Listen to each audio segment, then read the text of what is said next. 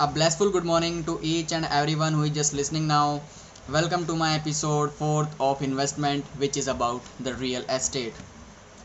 In this video, I will talk about the segment of real estates, the returns of real estate, what is real estate, what kind of investing is this, what kind of person can invest in this type of domain, and possible things related to real estate domain. So before starting this video, let me be clear first that I am not an expert in this domain, but as far as my knowledge is concerned, I am going to share my knowledge with all of you. So let's start. Now, as my general rule, before I start everything, I start from the scrap. Now, even if you know about the real estate, then it is so good. You are so knowledgeable. But now, what is real estate?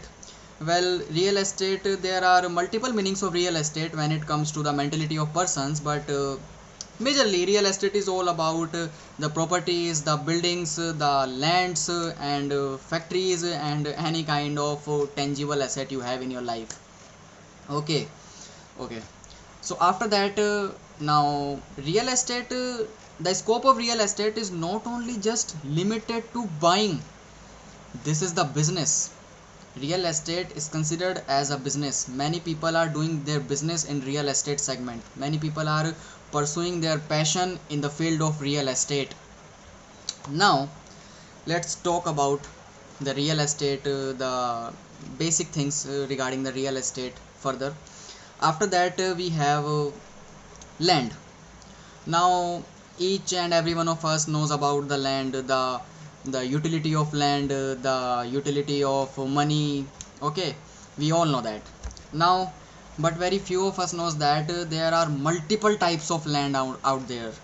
Well, majorly there are, it can be your urban land, it can be your rural land, it can be your multiple land, but there are majorly 4 to 5 types of land, which are basically your agricultural land, it can be your residential land, it can be your commercial land, it can be your recreation land, or it can be your transportation land. Now let's discuss each and every type of land in short, because this is not the topic about land, this is about real estate. But as far as this channel is concerned, let's start from scrap. So agriculture land is about growing crops, harvesting the crops, and breeding of animals. It can be, it's all about the farming. It's all about the farming activities that you are willing to pursue in your agriculture land. After that, we have residential land. Residential land, well, basically is all about any kind of property or any kind of land which you are occupying with a motive to stay there. It means that any kind of property which you are occupying, which you are purchasing for your own residence. Okay, residential land is for your very own purpose. After that, we have commercial land. Now the definition of commercial land is seriously too different. It's too different when it comes to our residential land. Well, commercial land is all about any land which you are willing to purchase, or you have already purchased a commercial land. It means that you have purchased this land to conduct any kind of business over there. It means that you have occupied a property, you have occupied any kind of land to set up a factory.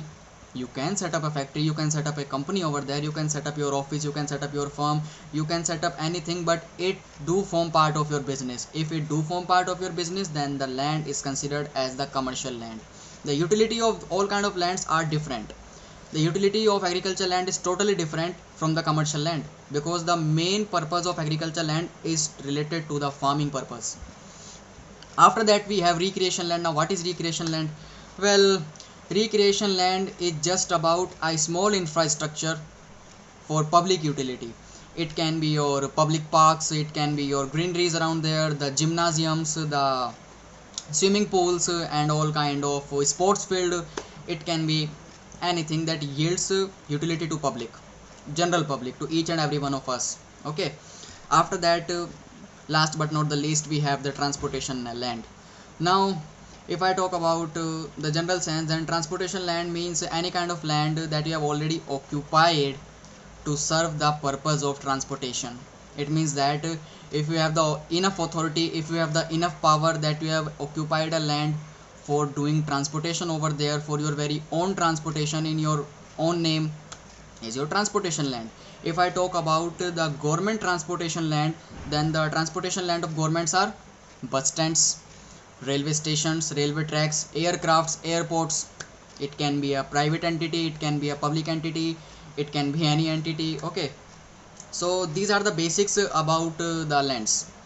After that, if now we understand and if we very well knows about the basics of real estate, after that the factor that actually comes in our mind is what kind of return that one person can expect before investing in this domain. Like what are the possible results, what are the possible profits, what are the possible yields that one can expect. Well, as not from my point of view but from experts point of view, any return over 8% annually is considered as a good investment in real estate. It means that if you invested let's say 100 rupees, and at the end of the year your money become 108, it means that it's a good investment. These are the opinions of professionals, these are not my personal opinions. I am no one. Okay, these are the personal, these are the expertise, these are the expert opinions provided by the expert and provided by the professionals who are in this field since for years, literally for years. Okay, and well, basically people that usually target a kind of return is 12 to 13% annually. Okay, on a compounded basis. After that the concept of return completed, the next thing that comes to the topic is that what are the requirements for, let's say, if we are satisfied with the kind of return that we can get from the investing in real estate.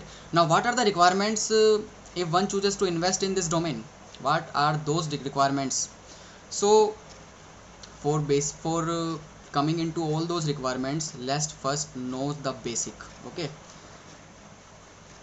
the real estate business requires a large corpus. If you are planning to invest in real estate, you need your amount, a big amount.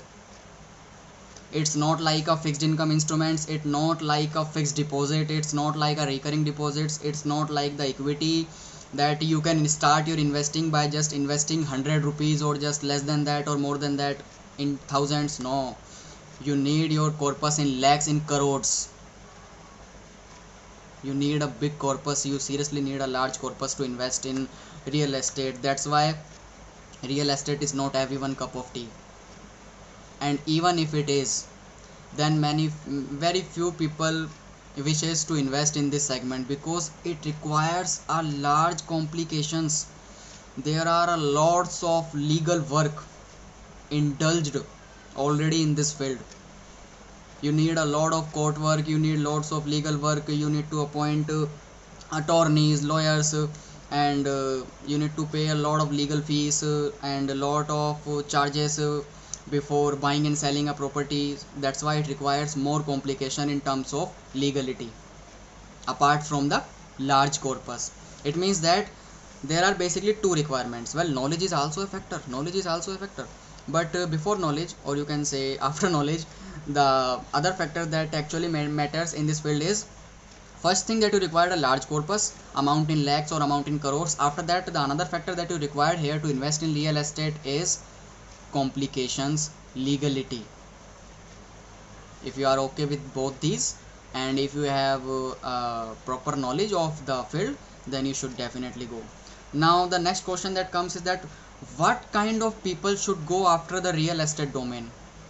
Is it a person specific, like we say na, is it a public specific property, or is it a public specific asset class in which one can invest, or is it for everyone? Well, it is not for everyone, it is for limited peoples who have a big corpus, who have the big mentality, and who have a great patience in their own mind to bear all kind of complication that will arise when it comes to the buying and selling of any property. Okay, after that there are some general rules when it comes to your real estate business, and these rules are not preferred by me, these rules are also preferred by the experts of this field. Okay, well, many experts says that if you are willing to purchase any kind of property, it can be your commercial land, it can be your residential land, it can be any property. If you are willing to purchase, if you are willing to invest in any kind of property, then make yourself sure that you are going to get at least 2% of return every year of the actual purchase price. Now what does it signifies? It actually signifies that if you are willing to invest 1 crore rupees in a property, okay, if you are planning to invest, if you have 1 crore rupees to invest in real estate, and if you are planning to buy a property in terms of with a worth of 1 crore rupees, 1 cr, then make yourself sure that at the end of every year, at the year end, you are going to get a return of 2%, which basically means 2 lakhs of rupees you will get at the end of year end. Now it can be your return in terms of capital gains, the capital appreciation of property by itself, or it can be your rental income, that you purchase a property and you put that property on rent basis, you are collecting rent, then your rent should be worth of 2 lakh rupees at the end of year end. It can be quarterly, half yearly, anyone, but at the end the valuation should be around 2 lakh rupees. This is the 2% rule. Another way through which you can earn your return from this field, 2%, is your royalty. It means that you have purchased a asset, if you have purchased a property and you lent that property to someone else, and someone else is using your property on your behalf. Now the kind of fee that you will charge from that particular person who is just using your property in with a legal contract is known as the royalty. Now you get royalty income, either you get your rental income or you get the capital appreciation of property itself. It should be 2%. This is the major factor that comes between when it comes to the business of real estate. This is the 2% rule. Another rule that I know is a 70% rule. Now what is 70% rule? Well, 70% rule is just like, let's say, if you are willing to purchase any property, and if that property is already repaired, someone has already expensed so much of money on its repair, then you should not provide a value of 70% of that price. This is the another factor. This is also known as 70% rule, and these rules are suggested by the professionals. I am again and again saying, okay, because there are many people who will come and start providing their opinions. Okay, so don't provide your opinions. I am just sharing my knowledge. I am just sharing facts and figures of the history. After that, another thing that comes after the general rule is that what actually goes the price of the real estate or the price of property to go up and to go down. What are the factors that actually drives the price of any asset and the price of any property? There are factors. Well, there are micro factors and there are macro factors. Now what are they? Micro factors means all those factors that affect an individual unit. It means that if you are a shopkeeper and all those factors that is affecting your business, that is affecting your revenues, that is affecting your expenses, are the micro factors, because these factors are just affecting an individual unit. Now macro factors are those factors which affects the economy as a whole. It means that all the economy is affected by all kind of macro variable factors. The real estate is also affected by the macro variable factors. Okay, and now the question was actually, what causes the price to go up and down? What causes the price to move in an upward trend, and what causes the price to move in a downward trend? What's the actual thing? Well, before knowing that thing, let's know about the market sentiment. If you know about the sentiments, it's good. The market sentiment is anything which is moving on terms of psychology. It means that, let's say, if there is a product in the market with a worth of 100 rupees, the actual worth of that product is 100 rupees. Now let's say a positive news related to that company or a positive news related to the benefits of using that product comes in market, comes between the people, comes in the psychology of a person. Now Now if we look at this factor, then it's a small thing, but look at this thing with a point of market. Now you will actually realize that this is causing a psychological effect on each and every mind of the people. Now how? Now the same people who was providing a worth of 100 rupees to buy that product, they are now able, even now they are interesting to pay 120 rupees. This is just an example, it can be any price but more than the actual price. Now let's say now they are able, now they are ready to provide 120 rupees for the same product that can be already purchased with the price of 100 rupees. So this is something we call as the overvalued asset, and this factor is also applies to the real estate domain. Let's say there is a property with a worth of 1 crore.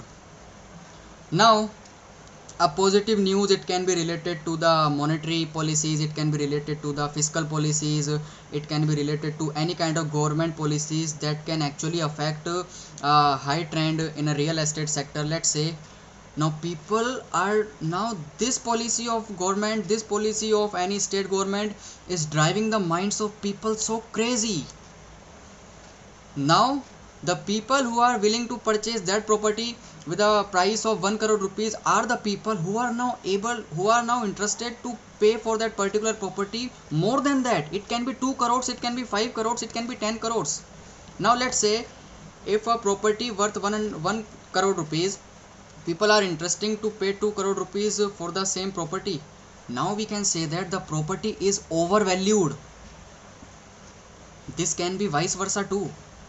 What if the worth of property is 1 crore rupees and the negative news arises in the mind and it affects the, and it drives the minds of people in a so crazy manner, and now the same people are interested to pay 95 lakh rupees for the same property that they were actually willing to pay 1 crore rupees for. This is something that people need to seriously change. So this is known as the market sentiment. Anything that works on behalf of psychology, that works on behalf of news, that works on behalf of policies is market sentiment, and that actually causes the price to move, go up and to go down. And this is also known as the bubble. As you know, bubble is so sensitive, like any external factor if touches the bubble, it burst. Now what does that mean? It means that the kind of positive news that are coming into the markets are not the news that last for the year. It lasts for around 2 to 3 days and hardly around 2 to 3 weeks. After that everything becomes stable, literally everything becomes stable in the market. Now if there is a bubble in the market, soon the bubble will burst, and when bubble will burst, people start claiming each and everything as a gambling. This actually happens in the stock market. Any positive news leads to a sudden increase in the price and people start paying more and more. The demand of that particular product start increasing, and to circulate the supply and to control the demand, the actual price of that particular product goes up. And when the news becomes steadily in the market, when everything becomes steady, the only thing that happens is the burst of bubble, and after that the demand of that product start decreasing and people start selling all those products that they have within them as a stock. They start selling all of their products. Now the supply in the market start increasing, and to resell those products to the people, the market needs to decrease the price. This is the basic demand and supply rule that every market participant knows, who sits in the market knows about this. So these are the basic factors apart from micro and macro factors that actually driving the prices to move in a uptrend and to move in a downtrend. Now after that the last question is what is the future of real estate? Well, this is not a certified thing. I am not a professional. Again, I am saying, as I said earlier, I am not a professional expert in this domain. But still, if you see the historical data, if you see the history, if you see, like, if you purchased, let's talk about the Gurgaon. Okay. let's talk about Gurgaon. The rate of returns that actually arises from the real estate varies from city to city, from state to state, from country to country, from region to region. The rates varies a lot. But let's talk about the Gurgaon in a general sense. If you have purchased any property with a worth of 1 crore in 2001, then in 2003 your worth becomes triple x, 3x. Now what does it mean? It means that if you invested in any kind of property in Gurgaon city in 2001, then in 2003 it becomes 3 crore rupees. This is the historical data. I am not saying anything just on anything. I am not just speaking anything. I am talking on basis of facts. And if you talk about the 2003 to 2006, the market was steady. The worth of 3 crores remains 3 crores for 3 years, 0% return. After that, 2006 to 2009, it becomes 5x. It means the initial capital that you have invested in 2001 with a worth of 1 crore rupees, it becomes 5 crore, 5x. After that, after 5 years from 2009, it means that 10, 11, 12 to 2014, it becomes 7x, 7 crore rupees. So these factors basically depend upon so much of psychology, so much of market factors, so much of demand and supply rule, and apart from that, so much of other factors that actually drive the market so well. So just like the rate varies from city to city, region to region, area to area, in the same sense the psychology of the people varies. My mentality is totally different from other people, other people's mentality is totally different from their other people, so on, so on, so on and so forth. This process goes on. Everyone has their own mentality. So the thumb rule before investing, that I personally, this is also what I personally believe, is that never invest your money in anything before a well performed research. Before investing it, even if you are investing in fixed deposits, well, don't invest in that. Don't invest in fixed deposit. But like as people say that investing in fixed deposit is the safest measure to protect the capital and to grow the money. People said that. You seriously need to perform a research in that too. What kind of corporate is there to which you are providing your money to invest afterwards? You need to invest the market, you need to invest the corporation. Well, that's why I'm saying a well performed research is something that can really helpful to each and everyone out there who is planning to investing, not in the markets, not only in the markets, even it's about anything. Even if you are investing in your friends, even if you are investing your time, your love, your care, your support in your friendship, then you should perform a research on your own. What kind of persons you have in your life to which you are investing your time and value. Okay, if you are going to marry, then you should also do a well performed research. The background, the mentality, the psychology, the present scenario. Okay, never invest in everything if you don't have the enough facts, enough figures and enough research. Just invest your money. Money is so valuable. Invest your own money. Don't borrow money from other people. Invest your own money. Okay, so invest in everything before you conduct a well performed research. So this video is about the real estate. So in the next video, the episode 5th, we will talk about the gold.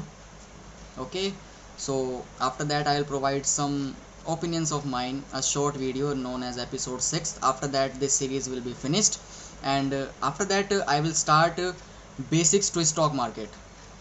The channel is all about that particular topic, the basics of investing, the basics of trading, technical analysis, fundamental analysis, and I will also share the cryptocurrencies profile, how to invest, how to trade.